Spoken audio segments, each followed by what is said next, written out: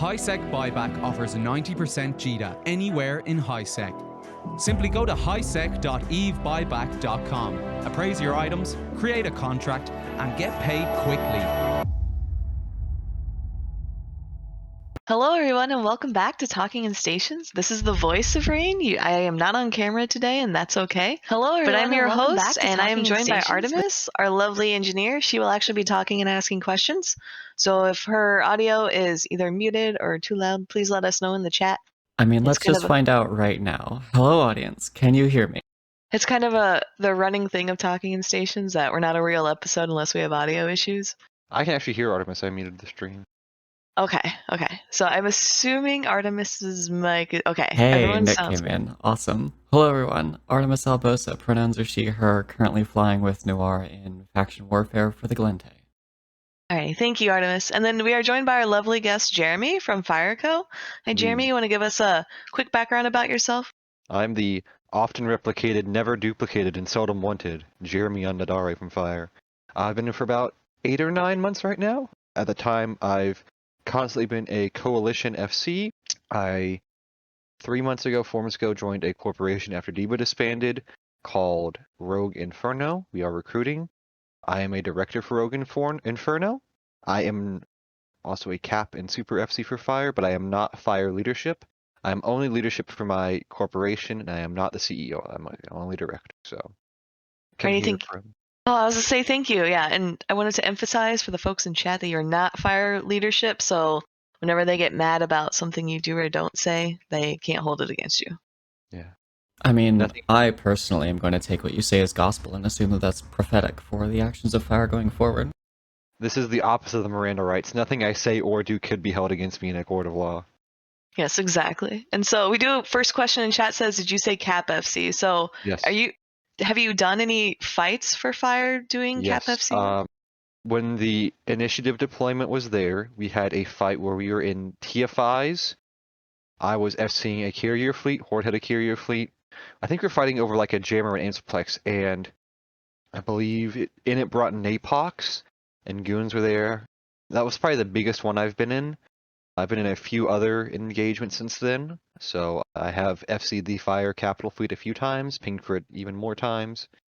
So, alrighty, it's a curiosity I've always had with how often caps get pinged for and prepped just in case of an escalation. Like, percentage-wise, when caps are pinged for, how often do they actually fight?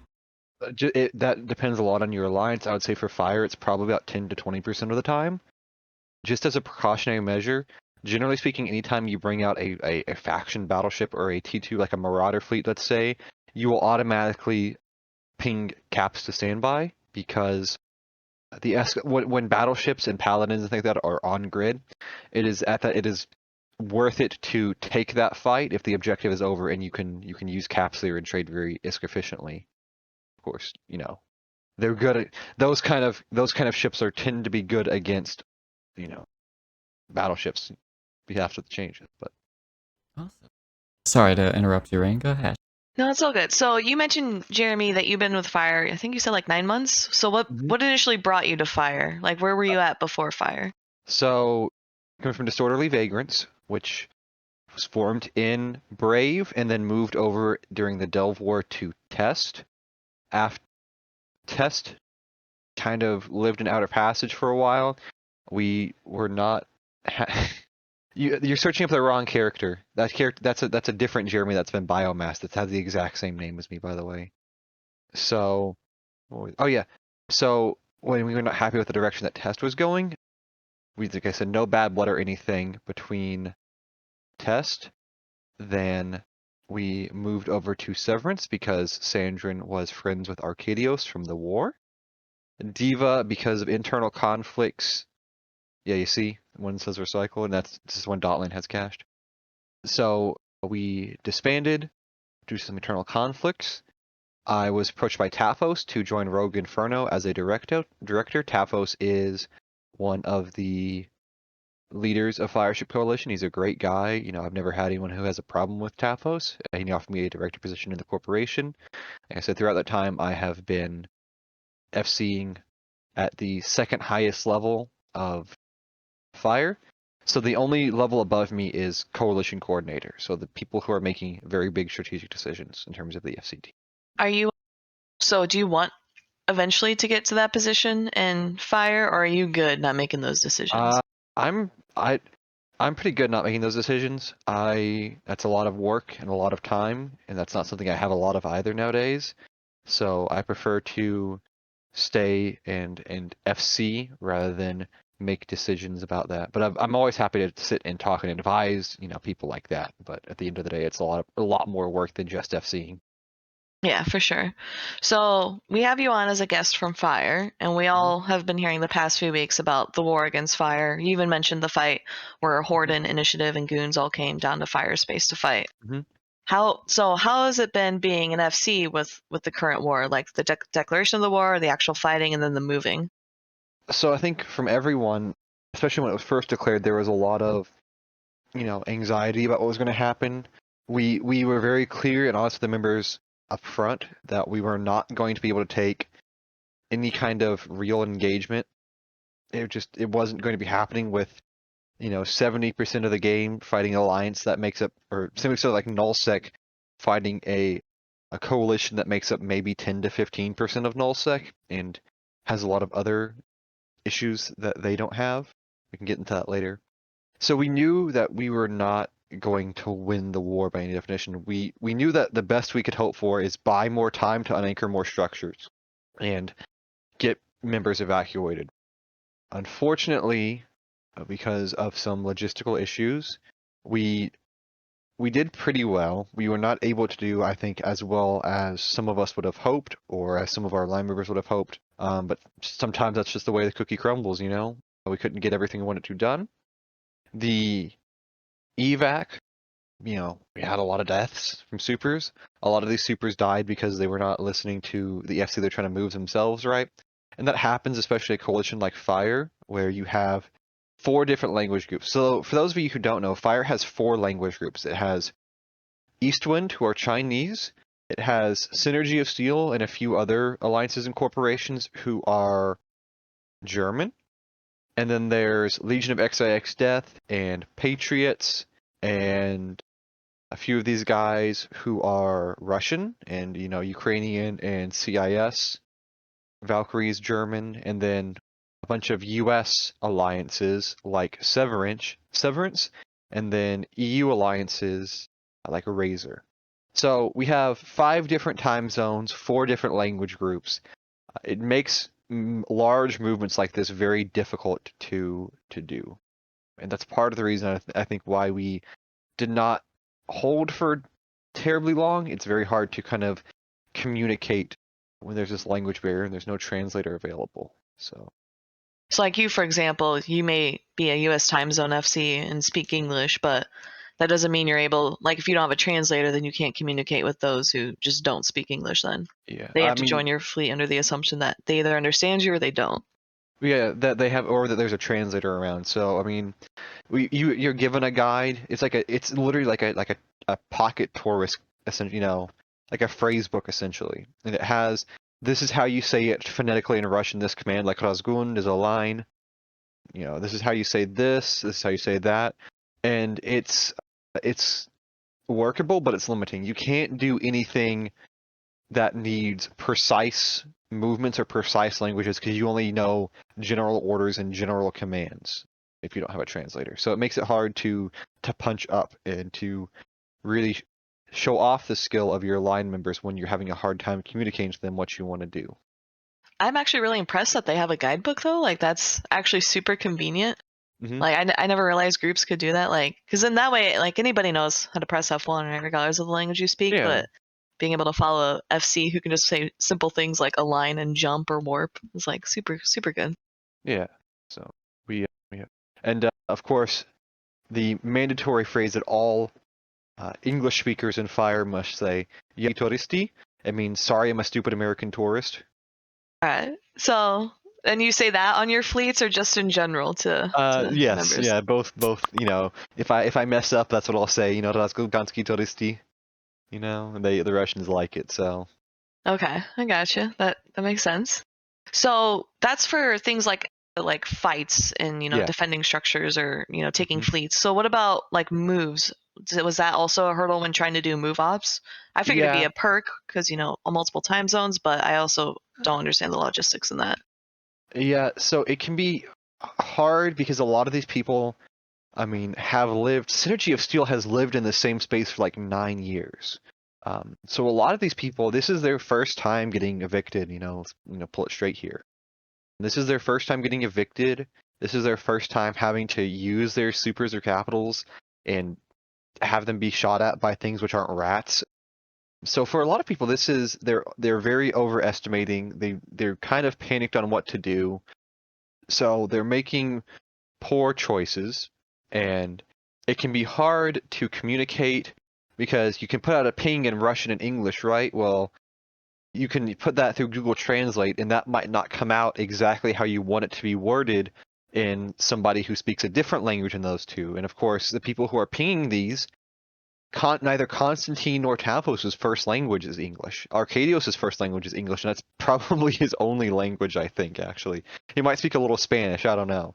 But so you're operating on several levels possibly of translation.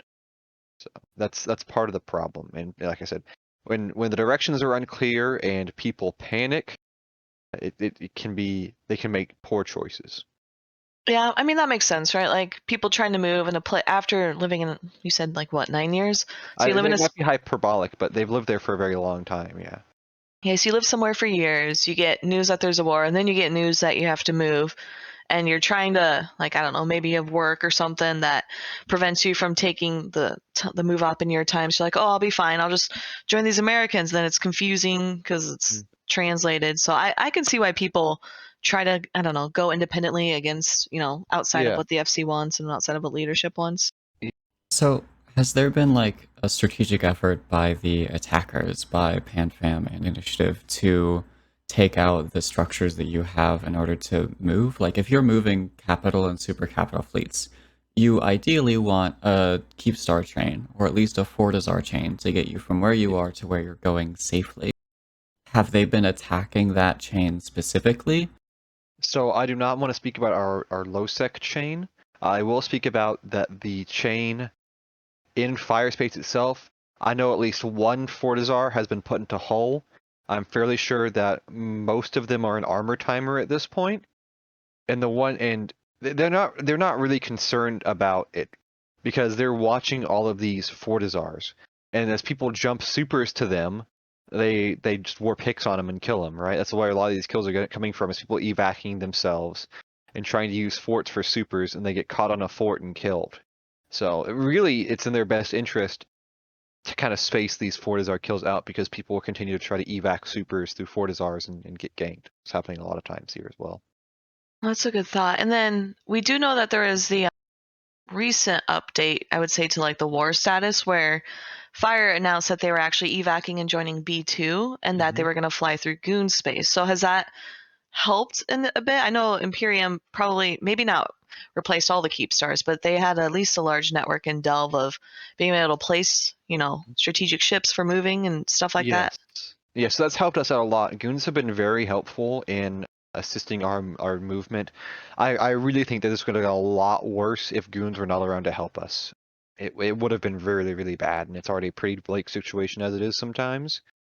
So goons doing this helped us out massively, and it was just very, very amicable of Asher to do this, and we're really thankful to him.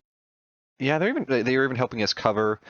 Of course, going from Immensea to Delve, it uses a lot of fuel.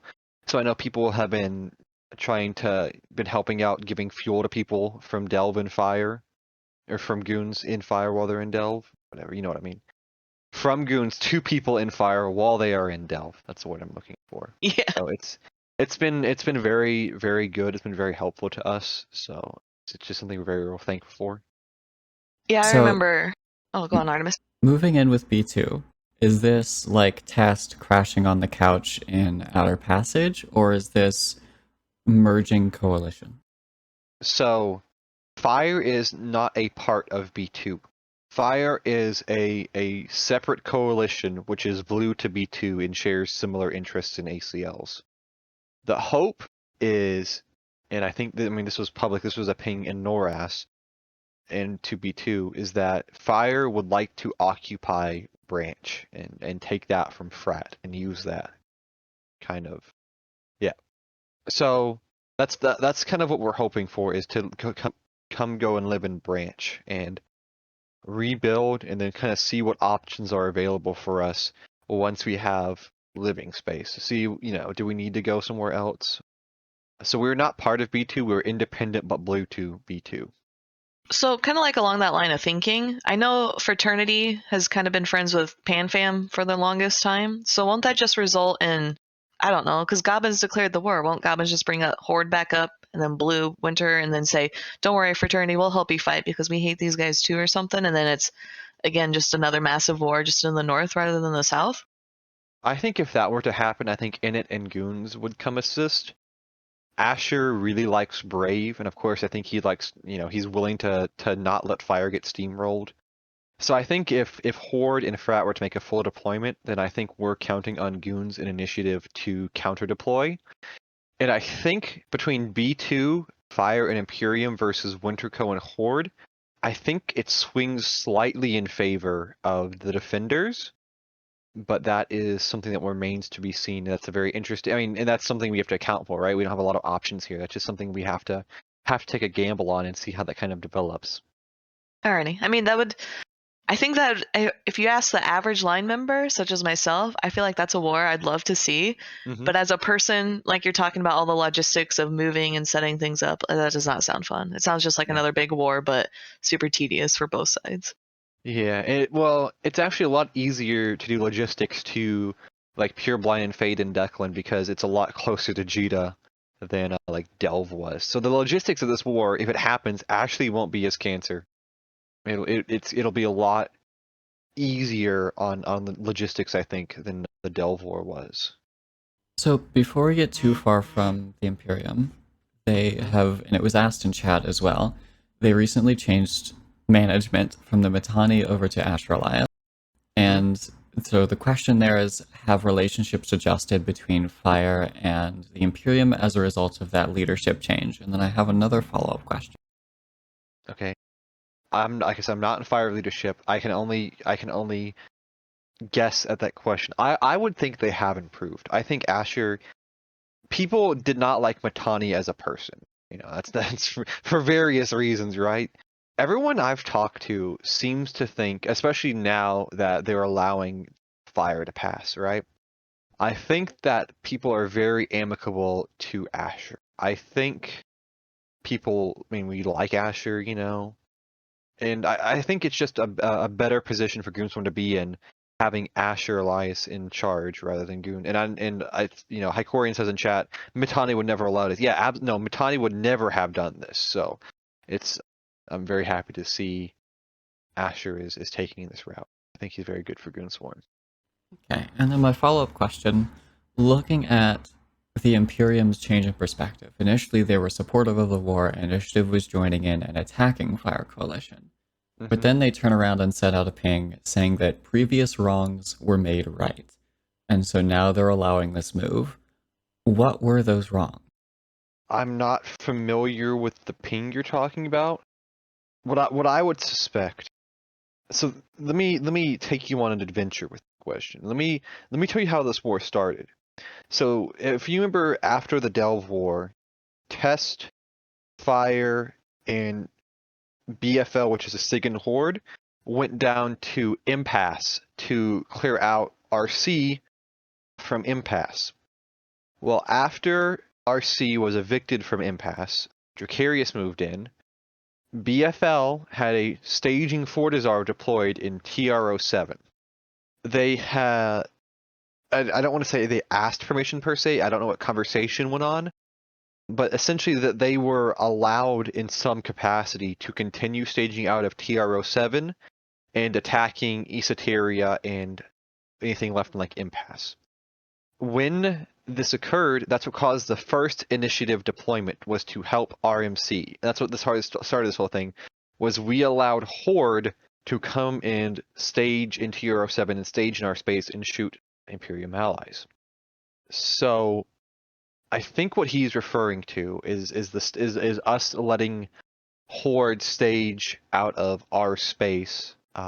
And I mean, I can't speculate to what those wrongs are. I'm not familiar with that.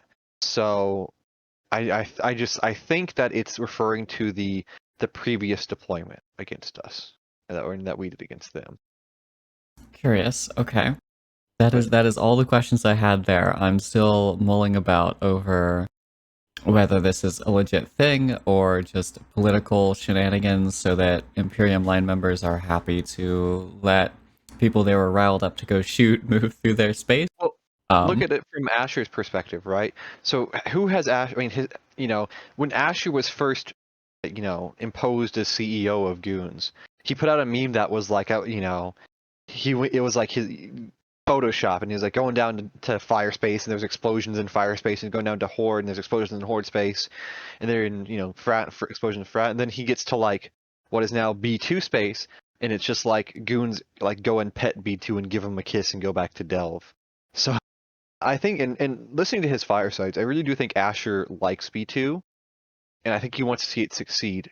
So us joining B2 and helping protect them against Frat and Horde not only offers, strategic benefit to him, as it's helping people who are amicable with him and who have been amicable for some time now, allowing them to come up, Antiplex access, whatever, and Sinos and shoot Horde.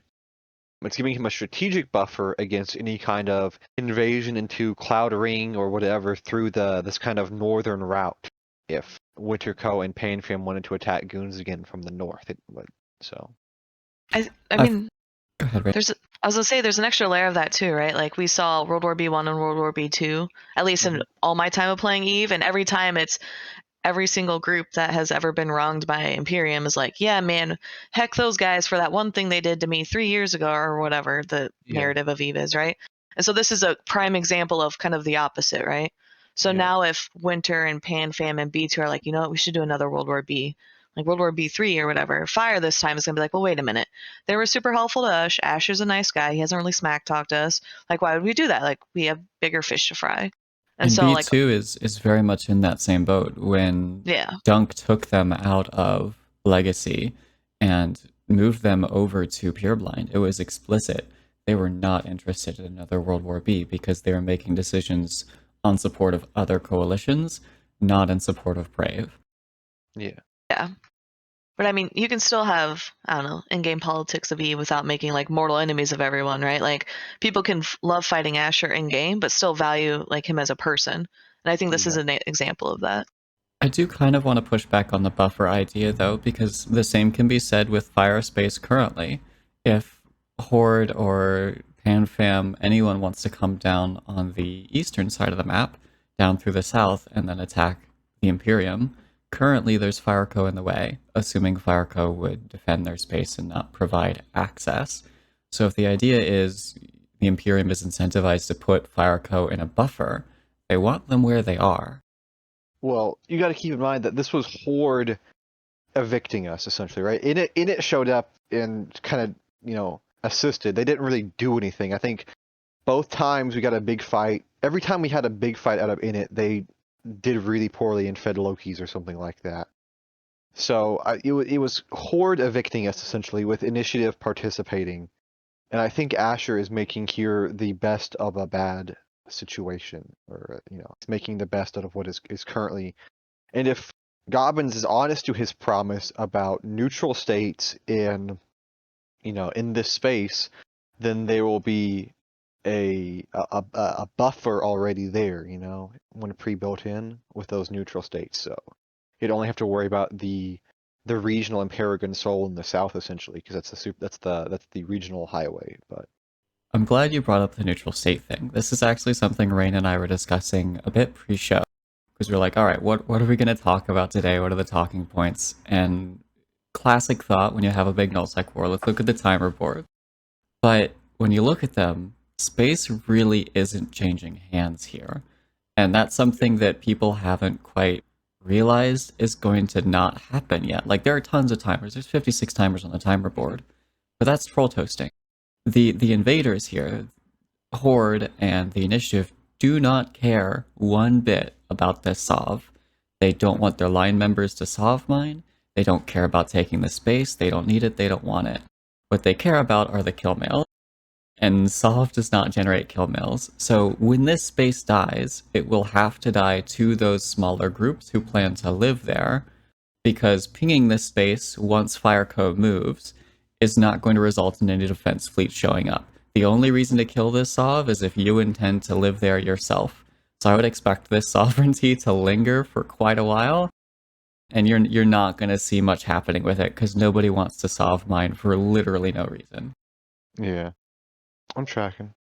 Yeah, I mean, it's just an observation. You're not incorrect. I mean, the possibility is we just stop paying Sov bills. No. Oh, you know what? That's a good point. Would you want to self-destruct everything so you don't have Sov bills? I mean, I would do that for sure. Once the space has been more cleared out and, whatever, I would definitely see about self-destructing that if I was leadership. Because we're just kind of paying for nothing, so.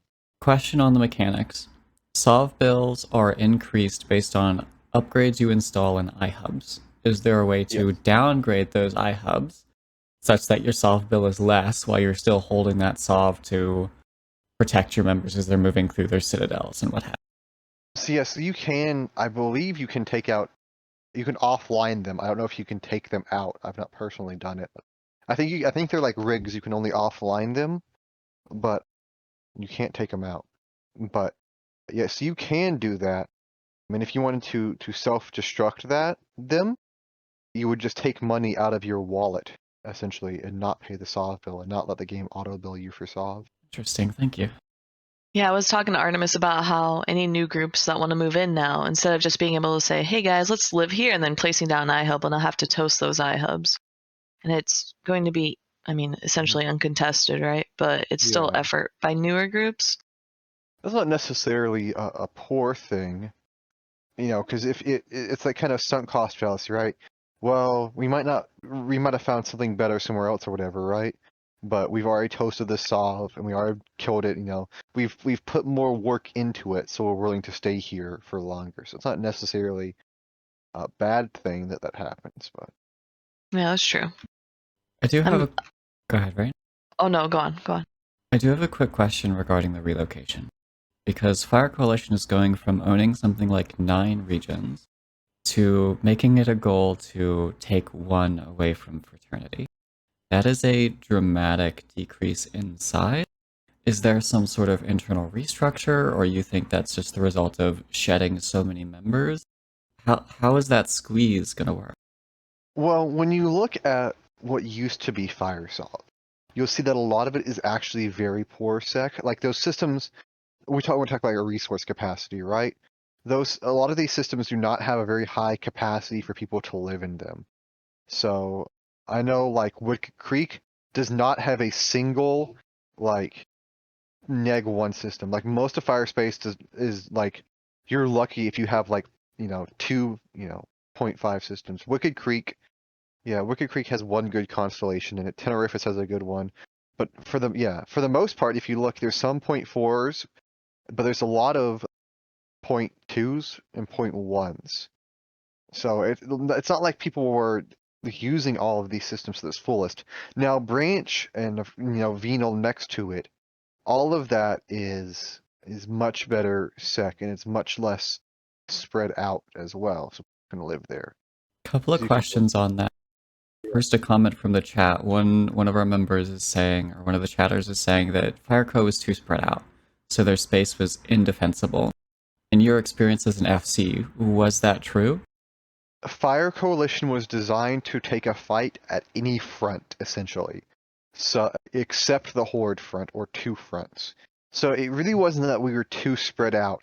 It's that we were too spread out to fight a 2-front war, if that makes sense. We cannot, with the amount of space we have, and the way the regionals are set up, you can very easily take a fight from any one direction and hold the regional. It's very hard to take a multi-directional fight with the way Firespace is set up and the regionals are set up. Because you really only have to hold, Fae the Ballast, which has 2 regionals into Tenerifis. Amencia has has like 3 regionals into Detroit and Wicked Creek and all of that. So you really focus on like 10 systems, and you defend those 10 systems, and you get everyone to move to nearby. And then once the war is over, everyone goes back to where they were living beforehand. With a two-front war, it's not possible to quickly switch staging and defense points like that to account. Curious. And then we have a follow-up question from Mac in the chat, going back a bit to your discussion on whether the space was useful. And they ask, I've never lived in null, so minus 0.2, minus 0.5, what's the difference there? How is it meaningful? So minus 0.2, minus 0.5, the big thing they affect is the anoms that spawn. So you will get more rats, more everything spawning in higher, or sorry, well, I guess technically lower security systems. So the quick rule of thumb here is every 10.10 that you go down, you can put one extra Ishtar in the system to do ratting with. That's just an example, let's say. So a 0.2 system, you can do like 2 Ishtars in that system, and then you're doing all the sites that are worthwhile for Ishtars to do with respawns. So a 0.5 system, you can put 5 people in that system. In a -1 system, you can easily put 10 people. And also this affects, I believe, belt rat spawns as well. So if in the higher security system or the lower security systems, especially neg1, they will spawn more valuable rats in addition to anoms. And of course, -1, you can get your officer drops, which are very, very expensive. I think there's maybe currently in Fi.Re space the same amount of neg9 and -1 systems as there are currently in branch. As well, the moons in Fi.Re space, they're very poor. For a lot of them, you have to go quite far to find any moon that's worth mining. Branch has several good moons in it from our preliminary reports. So there's just Fi.Re, the ISK was there, it's more spread out. Branch, there's a much higher capacity for ISK making. It's almost kind of like being in a desert, really. You have to go really far in the desert to find water, or you can be by a river and there's water all around you. Curious. Last question here. We had a member of chat mention that, or claim that Fire Coalition were renting overlords, and so moving over to Branch, you're basically losing a rental empire. Was Fire Coalition renting out a lot of their space? We were renting out some of it. A lot is a very, that's not really. I mean, I think we rented out maybe 5 constellations in the entire. I think we maybe had 5, and that might be more than I even think about. I know we had one system in in Scalding Pass we rented. I think we went to Run Constellation in Tenerifis. So no, there's not a lot of rental space at all. And in fact, it's just small alliances that want to kind of do their own thing, and while having the protections of a block, coming in and living in these spaces, and then people point to small alliances living in our space as being renters for some reason. And whoever's talking about renting all of Faith out, that's completely false, because I used to live in Faith, and I used to be part of XIX. So no, there's a very small portion of this whole thing that's actually rented. So there was no fee paid for that protection then? No. I mean, if you are a small, we were actually during the Goon deployment, we were giving money to these small alliances to afford SRP. Like Constantine repeatedly said, if you are a small alliance, or if you're a line member and your alliance is having trouble paying SRP or helping you get chips, to talk to Fi.Re leadership, and they were paying out people and alliances to help assist with SRP. So now the larger alliances were asked to donate some of their income. It was not mandatory. They were asked to donate a certain portion of income to assist these smaller alliances. But that was it was like a donation drive. It was not us like, hey, you gotta pay this, you're gonna get kicked out of the coalition. Alrighty. A lot of people are calling you a renter now. I'm sorry. It's okay. There was I'd be a apparently landlord, not a renter. I mean, I used to okay. rent from Triumvirate back when they were living in Faith of Wallace. You can tell we're all millennials because we know all about renting, right?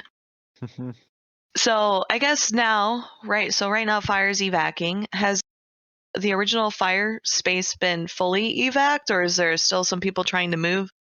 I mean, they're probably just people who are AFK living there, but I mean, structures are getting cleared out by the day, and of course, as you can see, a lot of them are getting cleared out all the time. So I think a lot of people are going to find themselves in asset safety if they're still there or logging on in the middle of. So I think anyone who's left there is just AFK at this point. All right, so at least all the active members and all the people wanting to move have had the option to start moving. Yeah. All right, so I guess have folks started settling then up in B2 space? No, we're still moving. Our first super move up to B2 space is right now. It's currently ongoing. So there might be people there, but the bulk of the force has not yet arrived in B2. Alrighty. So if I were to stage a dread cache, like which midpoint would be the best? You probably want it in Syndicate. Is that a real answer? I was joking. You want it what is the only name system in Syndicate? Poitot. Okay. Yeah, I can do that. You want it in Poitot. I can do that. There's stations there, right? You want to stage your dread cache in Poitot. Alright, I'm taking notes. So I want to take some notes too. Looking at this ongoing super capital move up, how many supers are? The numbers from the first one are public, so I'm okay with talking about that. There was a few. I mean, there's like 200 supers and I think 70 titans or so. I think it's 271 supers and 79 titans were moved the first move up. So we're probably looking at a ballpark of 400 supers and 140 titans for the entirety of Fire Coalition that have been moved thus far. Rahne, how does that compare to when you were in PL and PanFam? So I was gonna say that depends. So PanFam's dramatically different than what PL has, but PL, I believe every member at least had like a super aura titan and then like fax alts. And then there were a lot of people who had like multiple cap characters. So like if we were to dread bomb, it's like one person could bring like 5 dreads or something like that. So I mean, I wouldn't know if that's comparable going 1-to-1, but PL and NC dot at least make up a good portion of that for PanFam. I was gonna say yeah. PL alone probably has a comparable Titan fleet to us if they were to PL and NC have a comparable Titan fleet to us alone, so. And if you look at Horde has a lot of the numbers, but when it comes to like FCing and calling shots, it's like all of PanFam works together for that. So it's not like PL operates in a silo and then Horde operates in a silo. They all work together with move ops and then actual like fighting like an M2. And I don't think it's any surprise. I think Horde has some of the best FCs in game. I mean, we have Securitas, who's literally been like meta defining. He invented the Paladin fleet. They have literal like meta defining FCs. They have Headliner, who's like probably one of the number one top 10 FCs in the entire game ever. We would have won the war with Headliner, thanks Nidaspar. Yeah, I stand behind that. Wow. Okay, let's cool it on the ego boosting, shall we? But yeah, so PanFam's pretty. If you look at PL just in general, or like PL and C, because they kind of operate together compared to like Horde. Horde adds a lot of numbers. I mean, PanFam in general, like especially with Horde, if you look at that, like I believe Horde's like the largest alliance in the game because they're constantly maxing out like all the corps that are in it and whatnot. Mm-hmm. Well, I'm trying to get a sense because I'm imagining if you're going into Branch and you're trying to take this space away from Winterco, to my knowledge, has a fairly large super capital fleet. I don't think we've seen it in action in the kind of warfare that you would have seen for PanFam or for the Imperium, but theoretically the numbers are there. So I'm just curious how you're really expecting that to go. Or are we relying on the Imperium showing up to back you up to take that space, or do you feel like you could take it on your own? So you have to keep in mind, first off, B2 is a coalition, and we're doing this together it's not Fire, it's B2 and Fire doing this. Second, the Frat CNTZ is much different from EU and especially US TZ. Fire is strongest, and B2 strongest, arguably when Frat is weakest. So I believe that the hope here is that we take fights which are amicable to us in our time zone, and we will avoid fights in China time zone when Frat is the stronger force. I mean, I gotta push back on you on that. You're attacking their space. So this is their vulnerability windows. They choose when the Citadel timers come out. They choose when the Sovereignty timers come out. There is Yeah, no avoiding those timers. but you have to consider as attackers, especially with the structure updates, that those can come out at a wide variety of times. So it's about taking the ones that roll well and just avoiding the ones that don't look winnable, you know? So this war coming up, B2 and Fire Coalition are looking towards repeated Sov and structure reinforcements, and then just hoping to get lucky on exit timer roll. Yeah, I mean, and there's always possibility of hitting multiple objectives at once, right? So they can't cover both. There's a lot of things to do, but I think it's pretty reasonable to assume that there's not a lot people can do against maxed form CNTZ. And you know, the frat. I mean, the frat CNTZ FC's team is really good, but the EU and US team is somewhat lacking. So. It's also worth pointing out, because I know we initially started this with like the supers and the titans. You're really not using those on offensive, right? So it's not like Fire and Brit and Beads who are going to be gating their supers and titans into brains just fight these timers. It's more of defensive. So you'd put them on. I don't know if you guys remember with the break into fountain, like that's how Init used their supers and titans, was they always had it for the defense, and then once they gave up the defense, they moved them all out, but they never used them on offense. I think. Yeah, and so that's kind of the strategy with that too. Like it's a good sort of deterrent, but I'd be really shocked if an offensive strategy included gating, or I guess maybe sinoing through a regional. I don't know if you can sino through a regional to try and. Yeah.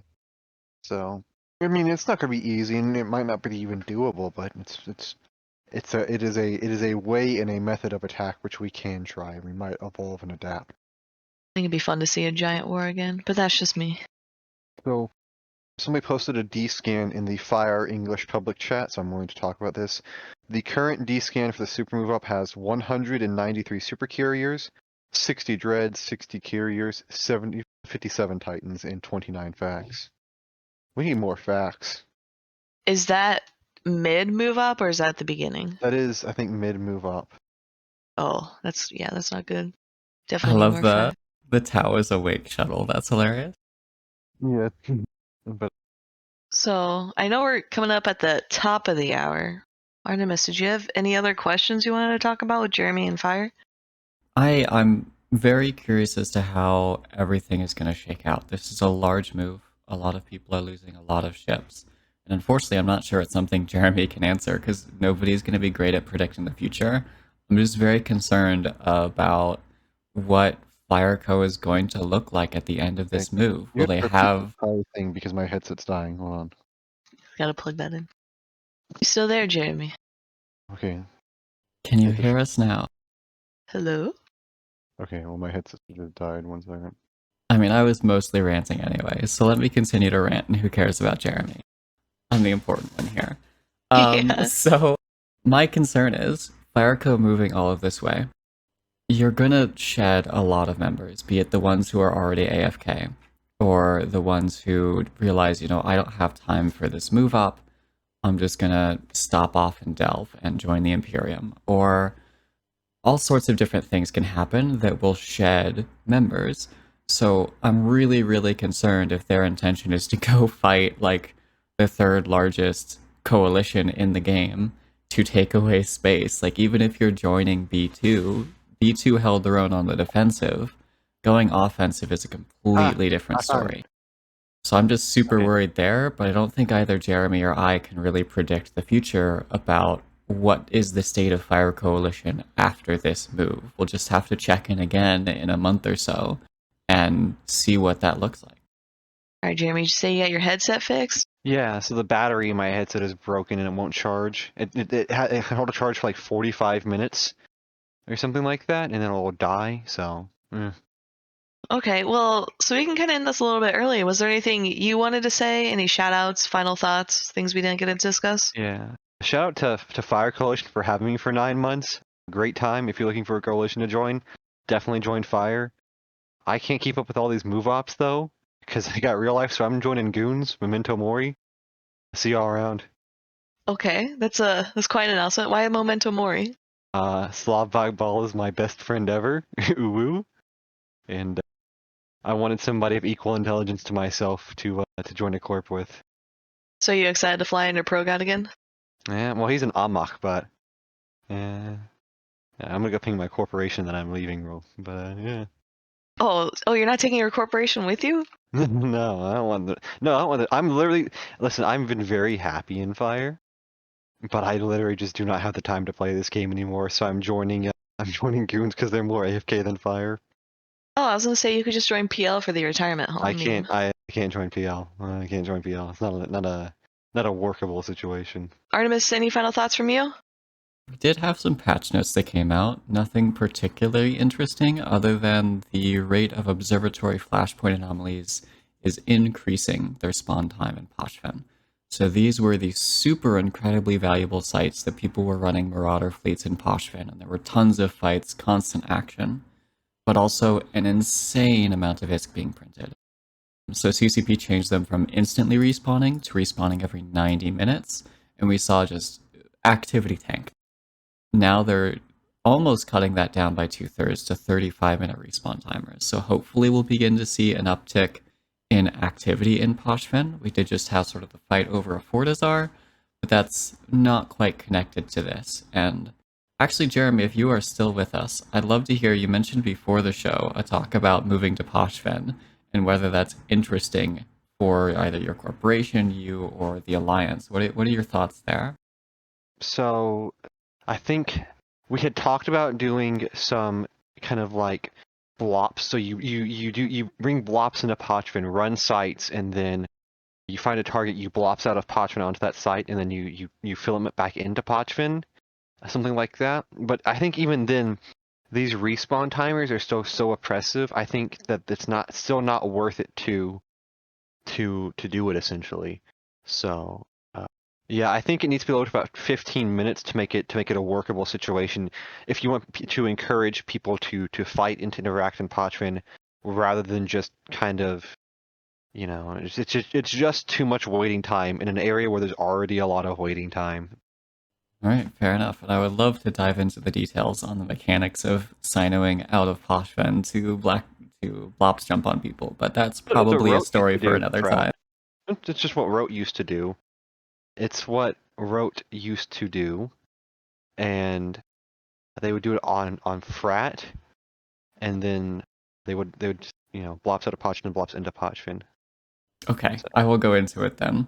To clarify for the listeners who may be staring at a Dotland map and seeing Poshven here in the middle in the center, and then Fraternity way up in the north at the edge of the map. The reason Poshven is so weird is because it was taken from existing high-sec and low-sec systems. So if your low-sec system, in Poshven now, used to be in Lone Track, it's still there in terms of the galaxy. You just can't access it from Lone Track anymore. So if you're in that formerly Lone Track system in Poshven, in terms of your jump rages for capitals, if you had one in Poshven, or your blops, which you can now get in, you can still blops onto anything. And it's much more difficult, of course, to scout in Poshven because it's much harder to get eyes in there with the limited access and that sort of thing. So that's how you can go from Poshven, what shows kind of in the center, all the way out to various edges of the map, is because those systems were stolen from low-sec and high-sec regions, and they're still physically there in space. You just can't get in there from their former low-sec area. Mm-hmm. Yeah, it really solidified Fraternity wanting any sort of ownership and ability to do stuff in Poshven because they were suffering from it. Alrighty, with that pause, we're at the top of the hour. We had final thoughts from Jeremy and yourself, Artemis. I personally don't have any. Stick tuned. Next week, we're hopefully going to, maybe we'll have the CSM candidates back like Kenneth and Arcia and we can discuss it. Otherwise, we're taking suggestions for other topics folks want to consider. But yeah, there's a summit going on right now, right? Yep. So CSM is out there now. I know some of the devs who don't live there are out there, and they're doing a summit this week. I believe CCP Swift released sort of like their schedule / suggested sort of meetings. So super excited to see there. And then we also heard that they were going to do meeting minutes, which we were so used to in the past. That kind of went away with the pandemic. So we should see sorry, every two they of those. are or they won't? Yes, they are doing meeting minutes, as far as I know. It takes them like at least a month to publish them because there's so much iteration and redacting that goes on with them. Awesome. Yeah, I'm super stoked. It should be lots of fun. I'm excited to hear what's being discussed and what great news we get this year with what CCP is coming out with the new expansions.